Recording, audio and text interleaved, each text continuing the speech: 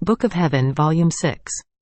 The 17th of October to the 29th of November 1904. Page 60 to 67. October 17, 1904. In order to find the divinity, one must operate united with the humanity of Christ and with his very will. Continuing in my usual state, blessed Jesus came for just a little and told me, "My daughter, it is necessary to operate through the veil of the humanity of Christ in order to find the divinity, that is, to operate united with his humanity, with the very will of Christ, as if his will and that of the soul were one, in order to please him alone, operating with his very ways, directing everything to Christ, calling him in everything the soul does, as if he himself were to do her very actions. By doing this, the soul finds herself in continuous contact with God." In fact, for Christ, his humanity was nothing other than a sort of veil that covered the divinity. Therefore, by operating in the midst of these veils, she already finds herself with God. One who does not want to operate through his most holy humanity and wants to find Christ, is like one who wants to find the fruit without finding the skin. It is impossible. October 20, 1904. Priests biting one another. This morning I found myself outside of myself in the middle of a road on which there were many little dogs biting one another, and at the head of this road there was a religious who could see them biting one another. He could hear them and was troubled, seeing things with natural sight, while they were talking without deepening and scrutinizing things well, and without a supernatural light that would allow them to know the truth. In the meantime I heard a voice say, "These are all priests who are biting one another." It seemed that religious was a visitor who, as he saw the priests biting, lacked divine assistance. October 25, 1904. The word means manifestation, communication, divine union with the human. If the Word had not taken flesh, there would have been no other means to be able to unite God and man. Continuing in my usual state, after I struggled very much, he came. As soon as I saw him, I said, "The Word was made flesh and dwelt among us." And blessed Jesus added, "The Verbum took flesh, but did not remain flesh. He remained as he was." And just as verbum means word, and there is nothing that has more influence than the Word means manifestation, communication, divine union with the human. So, if the Word had not taken flesh, there would have been no other means to be able to unite God and man. Having said this, he disappeared. October 27, 1904. Luisa remains without suffering to form a little void for justice, so that it may chastise the people. While in my usual state, I was very agitated, not only because of the almost total privation of my only and sole good, but also because, finding myself outside of myself, I saw how people were going to kill one another like many dogs, as if Italy was going to be involved in a war with other nations. I saw many soldiers departing, crowds upon crowds, and as those would be claimed victims, yet more would be called. Who can say how oppressed I felt, more so, since I felt almost without sufferings. So I lamented, saying to myself, "Why live? Jesus does not come, suffering is lacking. My dearest and most inseparable companions, Jesus and suffering, have left me, and yet I live?"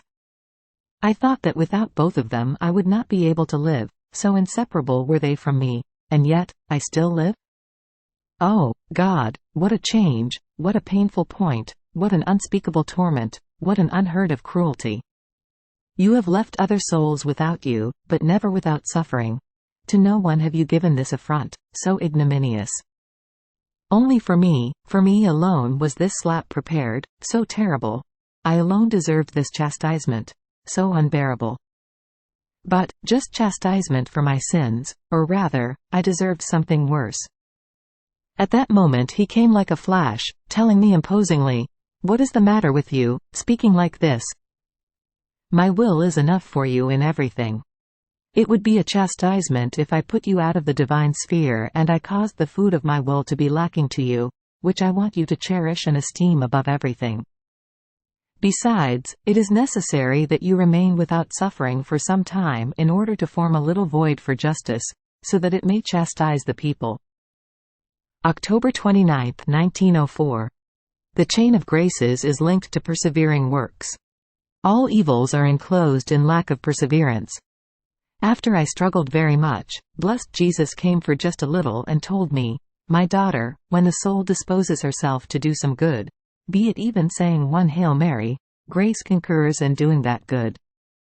So, if the soul is not persevering in doing that good, it shows with clarity that she has no esteem or consideration for the gift received, and she makes fun of grace itself.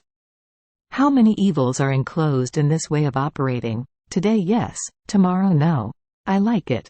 I do it. It takes a sacrifice to do that good. I don't feel like doing it.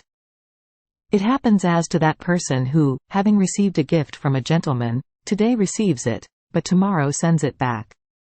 That gentleman, because of his goodness, sends it once again, but after he has kept it for some time, tired of keeping that gift with himself, he rejects it again. Now, what will that gentleman say? It shows that he has no esteem for my gift. Should he become poor or die, I don't want to have anything to do with him anymore. Everything is linked to the way of operating with perseverance. The chain of my graces is linked to persevering works. So, if the soul makes some escapes, she breaks this chain, and who can assure her that it will be linked again? My designs are accomplished only in one who attaches his works to perseverance. Perfection, sanctity, everything goes along united with it, but if the soul is intermittent, her operating without perseverance, like an intermittent fever, renders the divine designs vain, dissolves her perfection and makes her sanctity fail. November 13, 1904. The creature would never have been worthy of divine love without a free will.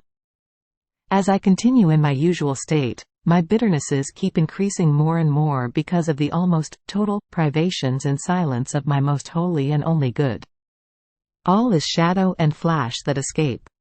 I feel crushed and dazed. I don't understand anything anymore, because the one who contains the light is far away from me, and is like a flash that, though it lights up, then becomes darker than before.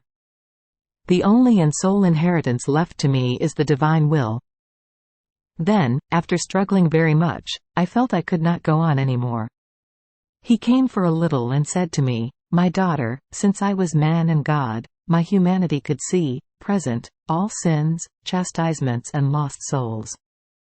It would have wanted to seize all this in one single point, destroy sins and chastisements, and save souls. It would have wanted to suffer, not one day of passion, but all days, to be able to contain all these pains within itself and spare the poor creatures. But in spite of the fact that I would have wanted to, and could have done it, because I could have destroyed the free will of creatures and I would have destroyed these heaps of evils, yet, what would have happened to man without his own merits, without his own will in operating good? What impression would he ever have made? Would he ever have been an object worthy of my creative wisdom? Certainly not. Oh, would he not have been like a foreign son in someone else's home, who, not having worked together with the other sons, has no right and no inheritance? This son is always full of blushes if he eats or drinks, because he knows that he has done not one favorable act to prove his love for that father, therefore he can never be worthy of the love of that father for him. So, the creature would never have been worthy of divine love without a free will. On the other hand, my humanity was not supposed to violate my creative wisdom. It was supposed to adore it, as it did adore it, and it resigned itself to receiving the voids of justice within itself, but not in the divinity, because these voids of divine justice are filled by the chastisements of this life, by hell and by purgatory. So, if my humanity resigned itself to all this, would you perhaps want to surpass me and not receive any void of suffering upon yourself in order not to let me chastise the people? Daughter, conform to me and remain peaceful. November 17, 1904. How the soul can be food for Jesus.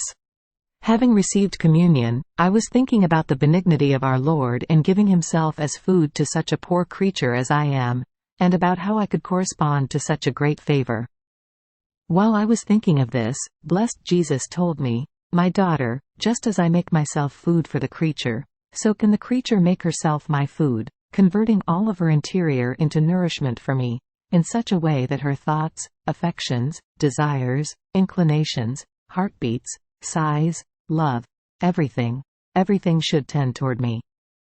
And I, on seeing the true fruit of my food, which is to divinize the soul and convert everything within myself, would come to nourish myself with the soul, that is, with her thoughts, with her love, and with all the rest. In this way, the soul could say to me, just as you have reached the point of making yourself my food and of giving me everything, I too have made myself your food. There is nothing left to give you, because everything I am is all yours. In the meantime I understood the enormous ingratitude of creatures, because while Jesus deigns to reach such excessive love as to make himself our food, we then deny him his food and cause him to remain on an empty stomach. November 18, 1904. The heaven of Jesus on earth is the souls who give a dwelling to his divinity. As I was in my usual state, my adorable Jesus came for just a little and told me, "My daughter, when I came upon earth, my heaven was my humanity, and just as in the heavens one can see the multitude of the stars, the sun, the moon, the planets, and vastness, all placed in good order, in the same way, my humanity, which was my heaven, image of the heavens that exist up above, in which everything is orderly, was to make the order of the divinity dwelling inside shine forth, that is, virtues, power, grace, wisdom, and the like. Now, when the heaven of my humanity ascended into heaven after my resurrection, my heaven upon earth was to continue to exist, and it is the souls who give a dwelling to my divinity. Dwelling in them, I form my heaven, and from them also do I make the order of the virtues contained inside shine forth. What honor for the creature to lend a heaven to her Creator! But, oh, how many deny it to me! And you, would you not want to be my heaven? Tell me you would. And I, Lord, I want nothing but to be recognized in your blood, in your wounds, in your humanity, in your virtues. In this alone I would want to be recognized, so as to be your heaven, and to be unrecognized by all. He seemed to approve of my proposal, and he disappeared. November 24, 1904. In order to give and to receive it takes union of wills. Being all afflicted and oppressed, and seeing good Jesus dripping blood, I said, "Blessed Lord, what about me? Don't you want to give me at least one drop of blood as remedy for all my evils?" And he said to me, "My daughter, in order to give it takes the will of the one who must give and the will of the one who must receive. Otherwise, if someone wants to give and the other does not want to receive, even though the first wants to give, he cannot give. Likewise, if the first does not want to give, the other cannot receive. It takes union of wills. Ah, how many times my grace is suffocated, and my blood rejected and trampled upon." While he was saying this, I saw all people swarming inside the blood of sweet Jesus. But many would go out of it, not wanting to remain inside that blood in which all our goods and any remedy for our evils were enclosed. November 29, 1904. The divinity of Jesus in his humanity descended into the deepest abyss of all human humiliations, and divinized and sanctified all human acts. This morning I was offering all the actions of the humanity of our Lord to repair for so many of our human actions, either carelessly done, without a supernatural purpose, or sinful, in order to impetrate that all creatures might do their actions with the intentions of the actions of blessed Jesus and in union with them, and to fill the void of glory that the creature would give God if she did so. While I was doing this, my adorable Jesus told me, "My daughter, my divinity in my humanity descended into the deepest abyss of all human humiliations. So much so, that there was no human act, as lowly and little as it might be, which I did not divinize and sanctify. And this, in order to give back to man doubled sovereignty, the one he lost in creation, and the one I acquired for him in redemption. But man, always ungrateful and the enemy of himself, loves to be a slave rather than a sovereign. With a means so easy, that is, with the intentions of his actions, united, to mine, he could render his actions deserving of divine merit, but he wastes them and loses the device of king and the sovereignty over himself." Having said this, he disappeared, and I found myself inside myself.